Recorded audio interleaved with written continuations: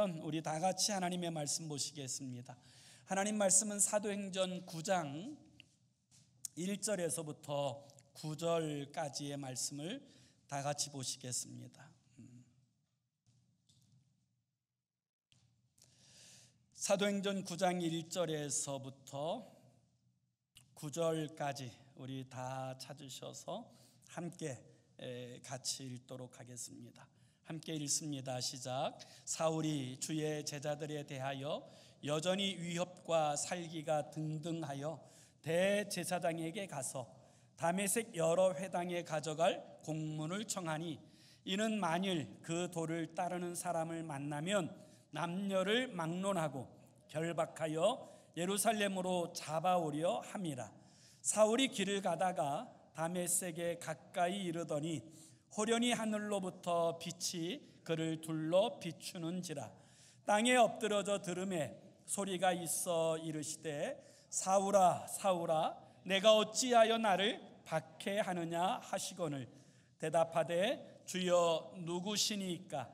이르시되 나는 내가 박해하는 예수라. 너는 일어나 시내로 들어가라. 내가 행할 일을 내게 이를 자가 있느니라 하시니, 같이 가던 사람들은 소리만 듣고 아무도 보지 못하여 말을 못하고 서 있더라. 사울이 땅에서 일어나 눈은 떴으나 아무것도 보지 못하고 사람의 손에 끌려 다메섹으로 들어가서 사흘 동안 보지 못하고 먹지도 마시지도 아니하니라. 아멘. 대한민국 최초의 카피라이터라고 하는 이름을 가진 이만재라고 하는 선생님이 계십니다. 아마 그분의 이름은 못 들어보신 분들이 많을지라도 그분이 쓴 카피라이터에 대해서 아시는 분들이 많이 있으리라고 생각합니다. 예를 들면 손이 가요 손이 가 새우깡에 손이 가요, 어른손 아이손, 이와 같은 노래들이 다 이제 이만재 씨가 한 것이고요. 또 사나이가 울긴 왜 울어, 농심 신라면, 이것도 그분이 쓴 거라 그래요. 또 뭐 인심 좋은 안성댁 안성라면, 뭐 이것도 다 그분 카피라이터라 그러는데, 이분이 이제 50살이 다 되었을 때 그 윤영주 씨에 의해서 처음 교회에 발을 내딛게 되었답니다. 간신히 이제 교회에 발길을 내딛었는데, 처음에 예배에 참석하고 보니까 목사님 말씀이 다 뻥 같더래요. 특별히 예수님께서 뭐 죽은 나사로를 막 살렸다고 그러시고, 또 뭐 이제 풍랑을 잠잠케 하셨다 그러시고, 또 뭐 막 그냥 떡 5개 물고기 2마리로 5,000명이 먹고 12강주리가 남는 뭐 그런 역사가 일어나고 그랬다고 하니까, 이분이 마음속으로는 목사님이 허우드는 멸정에서 사기 잘 치시네, 이런 생각을 자주 했었답니다. 그런 생각 가운데 이제 살다가 어느 날인가 은혜가 온 거예요. 하늘문이 열린 거예요.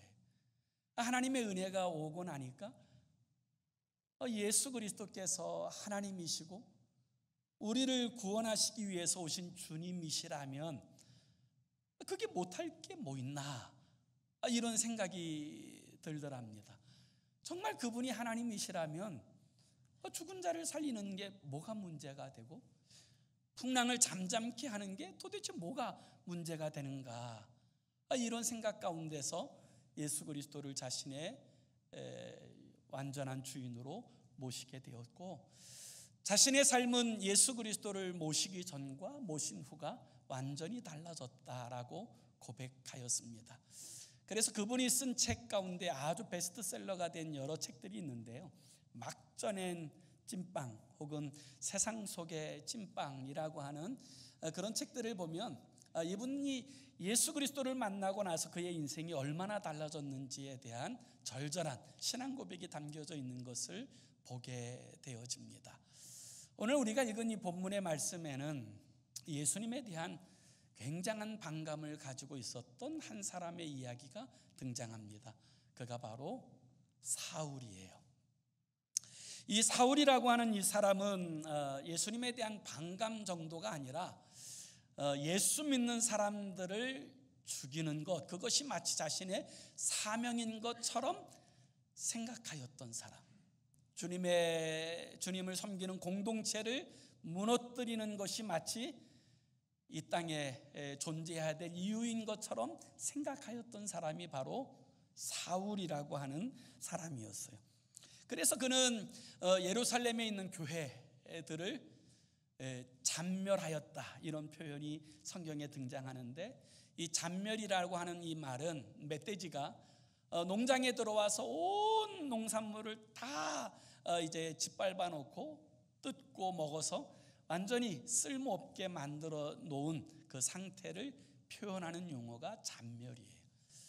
그럴 정도로 예루살렘에 있는 교회들을 다 짓밟아 놓고 그것만 가지고 안 되겠다 싶어서 또 대제사장의 권한을 위임받아 다메섹이라고 하는 곳으로 가서 그곳에도 예수 믿는 사람들이 있다면 남자든 여자든 구별하지 않고 다 오랏줄로 메어서 예루살렘을 끌고 와야지, 이런 생각을 가지고 다메섹으로 가고 있는 중입니다.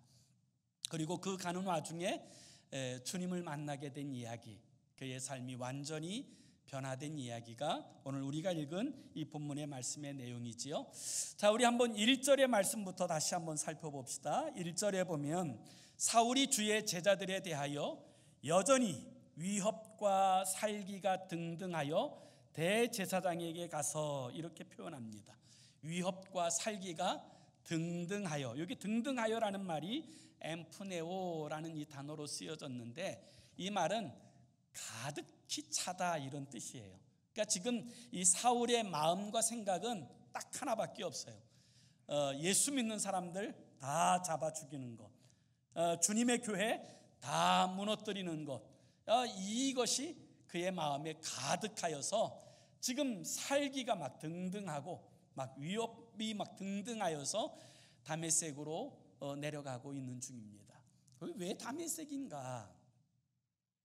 사울이 예루살렘 교회를 막 진멸하듯이 그렇게 진이겨 놓을 때 그곳에서 떠난 디아스포라 그리스도인들이 사마리아에도 갔지만 이제 다메섹으로도 많이 갔습니다.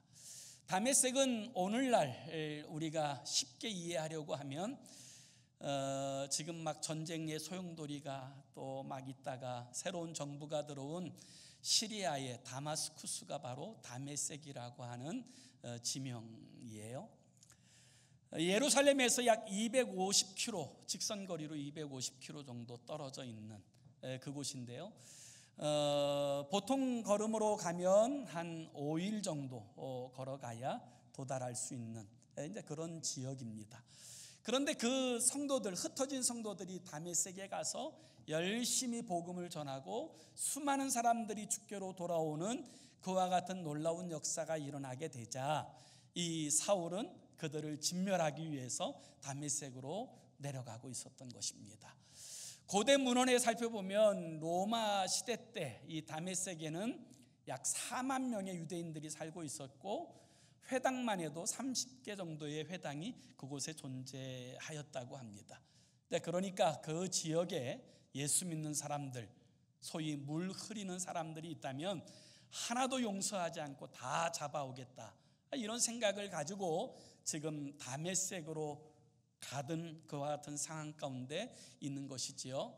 그런데 오늘 본문 1절과 2절에 보면 이 사울이 핍박하고 죽이려고 하는 사람들의 이름을 뭐라고 표현하냐면 1절에는 주의 제자라고 하는 표현을 사용하고요, 2절에 보면 그 도를 따르는 사람들, 이렇게 표현하여서 설명하고 있는 것을 보게 됩니다.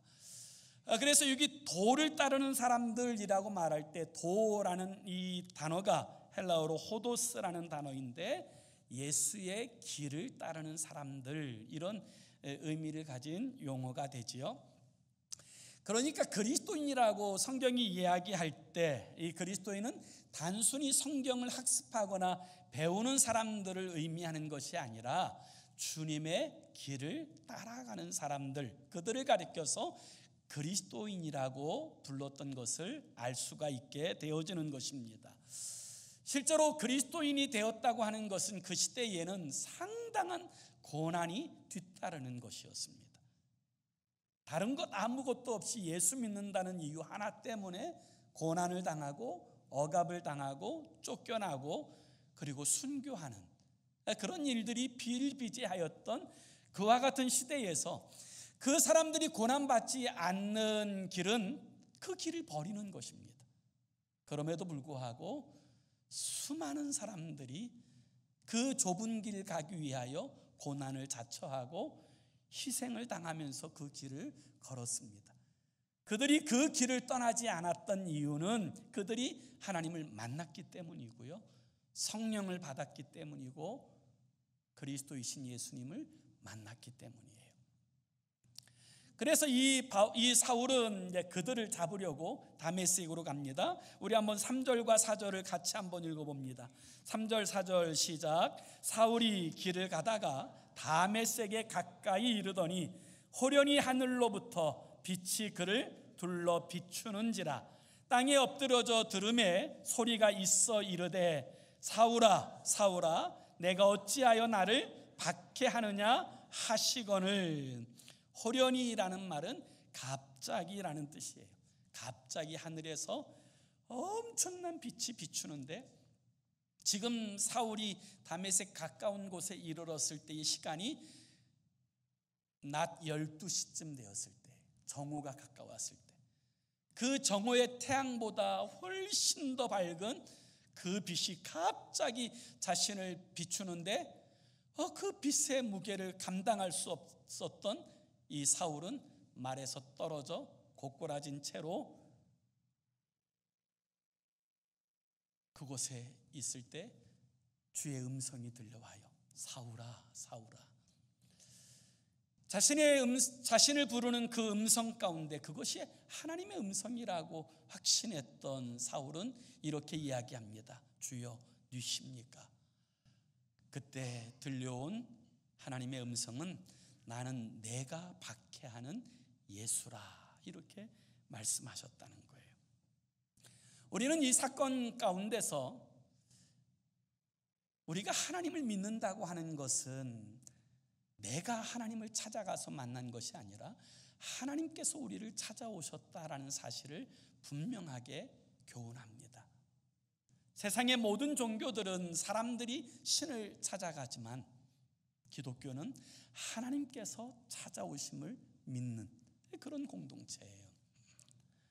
하나님께서 아브라함을 부르셨던 것처럼, 모세를 떨기나무 불꽃 가운데서 부르셨던 것처럼, 사무엘을 장막 가운데서 부르셨던 것처럼, 오늘 사울도 그 다메섹으로 가는 길의 여정 가운데 그의 이름을 부르시고 구원하신 것처럼 하나님께서 저와 여러분 한 사람 한 사람을 불러주시고 만나주신 줄로 믿습니다.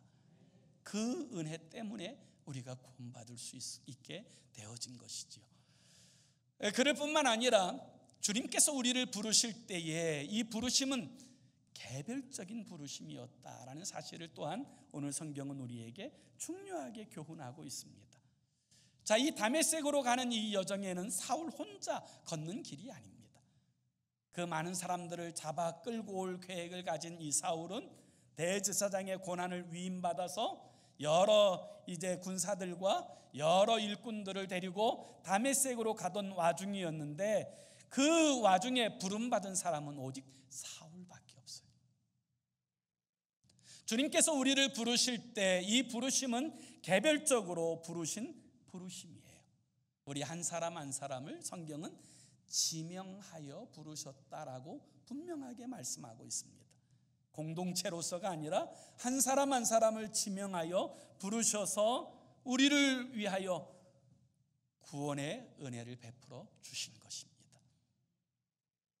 이 사울이 그 자신의 이름을 부르시는 이 부르심 앞에서 두려워 떨게 되었을 때 주님께서 하신 말씀을 우리는 기억할 필요가 있어요. 특별히 오늘 본문 4절에 보면 나는 어찌하여 나를 박해하느냐 하신 말씀과 5절에 보면 나는 내가 박해하는 예수라 하신 말씀을 우리는 눈여겨볼 필요가 있어요.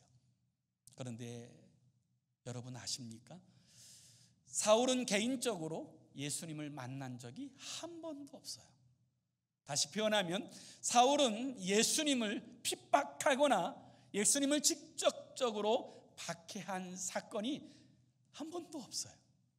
그런데 주님은 놀랍게도 사울을 찾아오셔서 사울아 사울아 내가 어찌하여 나를 박해하느냐, 나는 내가 박해하는 예수라라고 말씀하세요. 이 말씀을 통하여 훗날 사도 바울은 굉장히 중요한 깨달음을 얻습니다.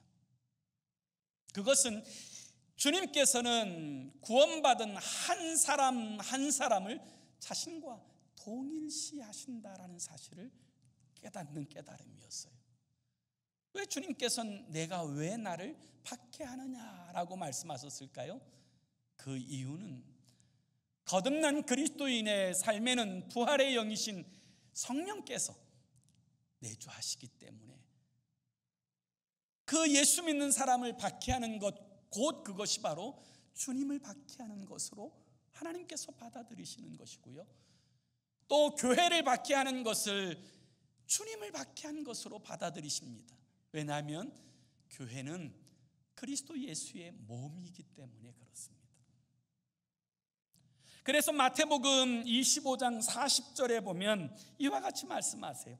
임금이 대답하여 이르시되 내가 진실로 너희에게 이르노니 너희가 여기 내 형제 중 지극히 작은 자 하나에게 한 것이 곧 내게 한 것이니라.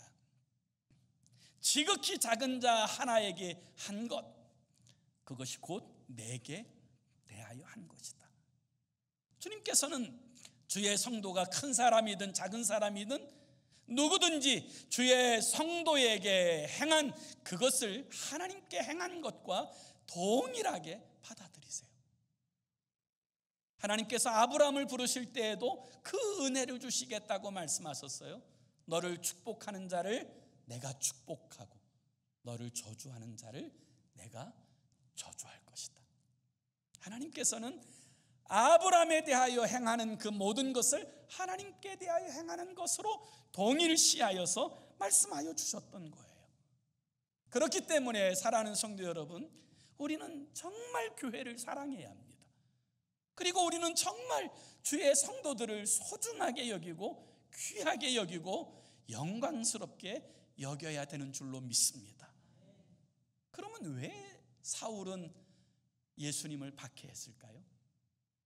그 이유는 하나님을 바로 알지 못했기 때문이에요.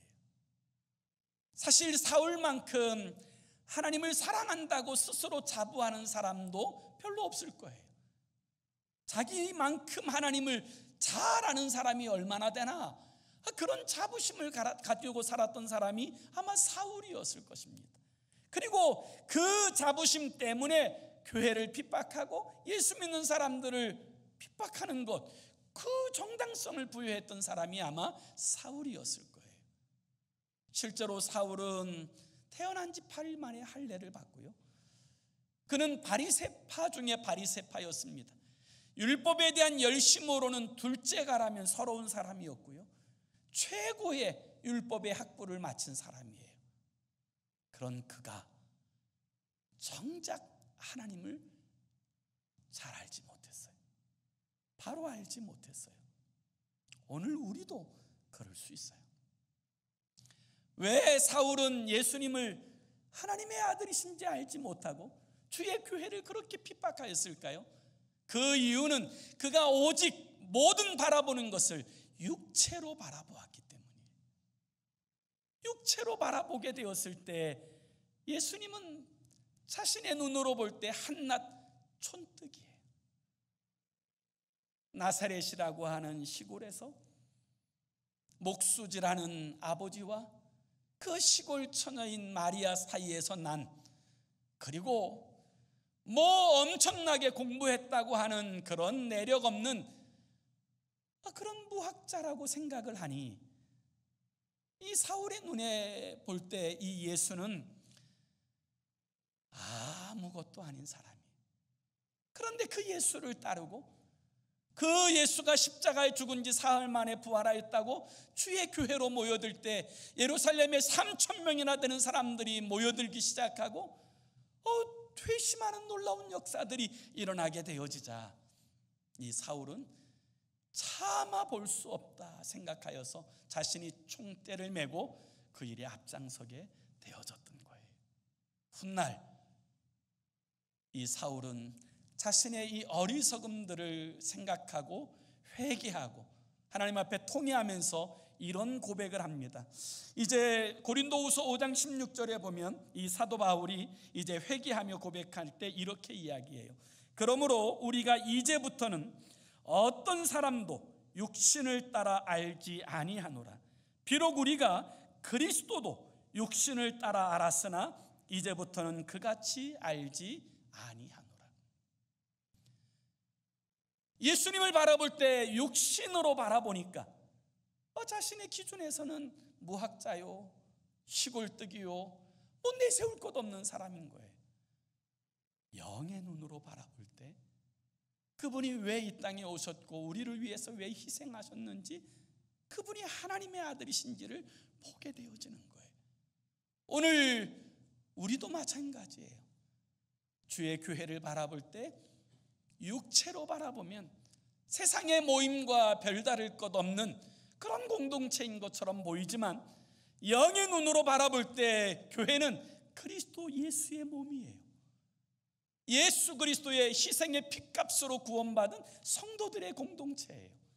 영의 눈으로 바라볼 때 성도들 한 사람 한 사람이 정말 주께서 위하여 죽으신 그 귀하고 복되고 보배스러운 사람이에요. 주의 종을 바라볼 때에도, 장로님들을 바라볼 때에도 하나님의 성령께서 기름 부으셔서 세우신 주의 일꾼들로 보게 되어지는 거예요. 육체의 눈으로 보면 아무것도 아니고 세상적 기준으로 평가할 수 있는 사람들이지만, 영의 눈으로 볼 때 우리 한 사람 한 사람 모두가 하나님의 놀라운 은혜를 힘입은 사람들이고 부름받은 사람들이고 하나님의 놀라운 목적 가운데 택함받은 하나님의 자녀인 줄로 믿습니다. 그것을 우리는 분명하게 알아야 되는 거예요. 예전에 어느 목사님의 설교 가운데 나온 간증이었는데 제가 참 감동이 되었어요. 그 교회의 김 집사님이라는 분이 이제 목사님에게 이야기한 거예요. 이분은 7남매 중에 장남이셨는데요, 정말 어린 시절에 굉장히 힘들고 어렵게 자랐답니다. 그 아버지가 일찍 돌아가시는 바람에 그 어머니가 7남매를 다 여위였으니까 그 얼마나 힘들었겠어요? 얼마나 고생스러웠겠어요? 그런데도 이제 그 어머니가 가끔씩 일을 나갔다 오면 그 이제 반찬 가운데 생선이 올라오는데요, 그 생선이 올라오면 그 어머니는 그 생선의 살코기를 다 그 7남매에게 다 떼어서 주고 자신은 이제 그 생선 대가리만 먹는 거예요. 이제 자녀들이 그걸 보고는 엄마도 살코기 좀 먹어. 그러면 꼭 이렇게 말씀하셨다는 거예요. 나는 살코기 싫어해. 생선 대가리가 맛있어. 너희들 많이 먹어. 그렇게 어렵게 이제 아이들이 잘 성장해서 시간이 지나자 그 자녀 가운데 중소기업 사장님도 나오고 교수님도 나오고 선생님도 나오고 이게 나름대로 다 자리를 잘 잡고 사는데, 이 김 집사님은 서울 가락동 시장에서 제법 큰 이제 생선 가게를, 도매 가게를 운영하시는 분이신데, 어느 날 이제 어머니 생신이 이제 다가오게 되어졌을 때 이 생신상에 뭘 차릴까 생각을 하다가 어머니가 제일 좋아하시는 것을 준비해야 되겠다 이런 생각을 하고 그 손님들이 이제 사가는 그 제일 좋은 맛있는 그 민어 대가리만 다 냉동실에 차곡차곡 쌓아두었답니다. 예, 그러다가 딱 이제 생신날이 되었을 때 그 민어 대가리로 아주 시원한 이제 매운탕을 끓여서 그 잔치상 한 가운데 이제 그 냄비채 딱 올려놓았더니 어머니가 그 냄비를 열어보자마자 안색이 싹 달라지더라고요. 그러더니 그 냄비째 들고 가서 쓰레기통에 딱 던져버리고는 역정을 내시기 시작하더랍니다. 너희들은 다 소용없다. 이제부터 우리 집 출입하지 말아라. 왜 그랬을까요? 나이가 들어서도 정작 그 어머니의 마음을 알지 못했던 거예요. 그래서 이 7남매가 이 사건을 겪고 나서 정말 손이 발이 되도록 어머니에게 용서를 구하고 빌었다고 하는 그런 이야기예요. 오늘 우리가 하나님을 섬기는 데 있어서도 이런 어리석음 가운데 빠질 수 있다는 사실을 아십니까?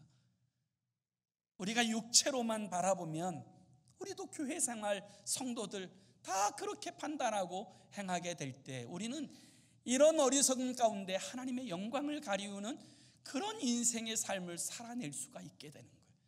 내 나름대로의 신앙생활이 내 마음대로의 신앙생활이 되고 내 마음대로의 신앙생활이 될 때 그것은 하나님을 영화롭게 하는 것이 아니라 오히려 주의 교회를 무너뜨리는 그런 결과로 나오게 되어진다라는 거예요. 오래전에 소설가인 그 박완서 선생이 쓴 글 가운데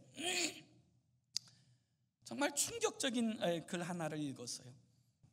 그리스도인들은 더 이상 하나님을 살해해서는 안 된다. 그리스도인들은 더 이상 하나님을 살해해서는 안 된다. 제가 그 제목만 읽고도 그냥 가슴이 섬찟하더라고요. 예수 믿는 사람들이 하나님의 말씀을 어기고 범죄하였다고 생각해 봅시다. 우리가 범죄하게 되었을 때 범죄하게 되어지는 이유는 사람들이 보지 않는다고 생각하기 때문에 그래요. 그런데 그리스도인들조차도 사람들이 보지 않는다고 분명 하나님께서 보고 계심에도 불구하고 그 하나님을 마음으로 죽이고 그리고 범죄한다는 거예요. 그래서 세상의 빛이 되고 소금으로서 살아야 될 그리스도 예수의 사람들이 오히려 하나님을 죽이고 살아가는 그런 어리석은 인생들이 우리 주변에 많다라고 이야기하는 것이 박완서 선생의 이야기였어요. 저는 중요하다고 생각합니다. 오늘 우리들의 삶의 자리에서 여러분 주님을 바로 알아야 됩니다. 그리고 바르게 섬기고 바르게 주님과 교제하면서 살아가야 합니다. 그리고 주님과 교제함을 게을리하지 않고 우리 주님을 알아가는 일에 열심 있는 우리가 되어져야 될 줄로 믿습니다. 분명히 기억해야 될 것은 변화되지 않으면 변질된다는 거예요. 누구든지 발전하고 변화되지 않으면 어느 순간에 나도 모르는 사이에 변질된 우리의 모습을 발견하게 되어진다라는 거예요. 그래서 저는 여러분들에게 가능하면 제자 훈련에도 참여하고 사역 훈련에도 참여하라고 말씀드리는 이유가 정말 주님을 온전히 바르게 알지 못하면 우리는 우리가 아는 신앙 지식으로 예수를 죽이고 하나님의 영광을 가리우는 그런 길로 나아갈 수 있게 되어지기 때문이에요. 우리는 이 사실을 분명하게 기억할 필요가 있습니다. 오늘 우리들의 삶의 자리에서 주님과 바른 관계와 교제 가운데 살아가는 이 삶이 무너지게 되면 우리는 변질됩니다. 기도를 중단하게 되면 우리는 변질됩니다. 하나님의 말씀을 나에게 주시는 하나님의 말씀으로 듣는 이 거룩한 영적 습관을 버리게 되면 우리는 순식간에 변질됩니다. 하나님을 온전히 사랑하는 이 마음, 그리고 주님을 위해서 헌신하고자 하는 거룩한 영적 근력이 사라지면 우리는 변질되어질 수밖에 없는 그런 연약한 인생이라는 사실을 기억할 필요가 있습니다. 곰팡이는 주변을 썩게 하지만 유산균은 주변을 숙성시킵니다. 마귀는 우리를 변질시키려고 하지만 주님은 우리를 변하게 하고 성숙하게 하시는 분이에요. 오늘 우리들의 삶의 자리에서 내가 변화되면 세상이 변화됩니다. 사울 한 사람이 변화되었을 때 그로 말미암아 그가 다니고 있는 모든 세상 가운데 하나님의 변화와 하나님의 나라가 이루어졌어요. 빌립 한 사람이 온전히 순종하여 하나님의 영에 이끌려가게 되었을 때 에티오피아 내시가 구원받고 그의 가정이 주께로 돌아오고 그 나라와 민족이 세계 최초의 기독교 국가로 세워지게 되고, 그리고 아프리카 땅에 그 모슬렘이 남하는 것들을 막아내는 거룩한 영적 방파제가 되는 그런 나라가 되어졌어요. 오늘 우리를 향하신 하나님의 기대하심이 있어요. 주께서 사울을 부르실 때 이 사울은 나를 위하여 고난받으며 이방인의 사도로 쓰기 위함이라고 하신 것처럼 하나님께서 우리를 부르실 때도 이 부르심의 목적을 가지고 부르신 줄로 믿습니다. 내가 변화되면 내가 사는 그 세상이 변화되어진다. 이 사실을 분명하게 기억해내고 우리의 삶의 자리를 하나님의 나라로 세워내는 저와 여러분의 삶이 되어질 수 있기를 예수의 이름으로 축원합니다. 기도합시다. 우리 함께 같이 기도하기 원하는데요, 이렇게 기도했으면 좋겠어요. 주님, 내가 변화되게 하소서. 주님, 내가 죽게 하시고 내가 주님을 온전히 신뢰하는 믿음으로 살게 하소서. 나 있는 곳을 하나님의 나라로 세워내게 하여 주소서. 이렇게 기도했으면 좋겠어요. 우리는 종종 내가 그렇게 기도하지 않고 다른 사람이 변화됐으면 좋겠다, 다른 사람이 달라졌으면 좋겠다, 내 남편이, 내 아내가, 내 자녀들이, 내 부모가 달라졌으면 좋겠다. 그런데 주님께서는 우리를 부르실 때 내가 달라져야, 내가 죽어야, 내가 변화될 때부터 그곳에 하나님의 역사가 일어난다는 사실을 분명하게 말씀하고 있습니다. 주님, 내 자아가 죽고 나로부터 하나님의 나라가 이 땅에 세워지게 해달라고 우리 함께 합심으로 기도하겠습니다. 하나님 아버지, 내가 죽을 때부터 하나님의 나라가 이 땅에 세워지는 줄 압니다. 하나님의 미랄이 땅에 떨어져 썩지 않고 그대로 있으면 하나의 그대로 있지만 하나님의 미랄이 땅에 떨어져 썩으면 많은 결실을 한다고 말씀하셨습니다. 사랑하는 주님, 오늘 아버지, 나 때문에 우리의 가정이 아프고 나 때문에 우리의 공동체가 고통합니다.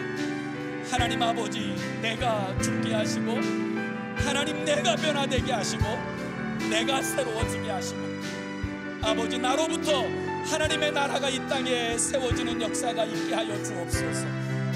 나로부터 하나님의 뜻이 이 땅에 이루어지게 하시고 나로부터 하나님의 영광이 이 땅에 드러나도록 하나님 축복하여 주옵소서.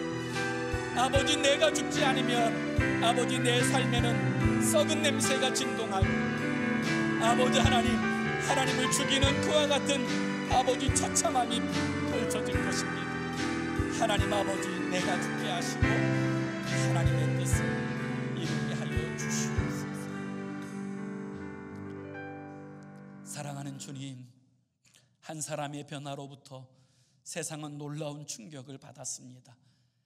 오늘 우리를 부르신 주님의 부르심 앞에 내가 온전히 순종하고 그 부르심이 하나님, 내가 죽을 때 온전히 하나님의 영광으로 드러난 부르심이라는 사실을 아는 지혜를 주셔서 나로부터 아버지, 이 땅에 하나님의 나라가 세워지는 역사가 있게 하여 주시옵소서. 예수 그리스도의 이름으로 기도하옵나이다. 아멘.